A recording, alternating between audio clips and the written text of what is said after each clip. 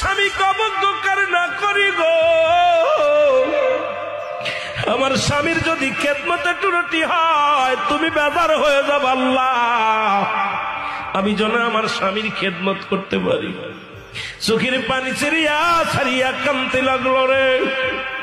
এই মুসলমান স্বামীকে বলে, স্বামী রে, আপনি তাঁবুর মধ্যে থাকেন, আমি যাই গ্রামে যে কিছু আনতে পারি কিনা। স্বামীকে ওই তাঁবুর মধ্যে রেখে, কুড়ে ঘরের মধ্যে রেখে গ্রামে যায় কাজ করতে। সারাদিন ভরে বিবি রহিমা মানুষের বাড়ি থালা বাটি মাঝে, সারাদিন ভরে মানুষের বাড়ি পানি উঠায়।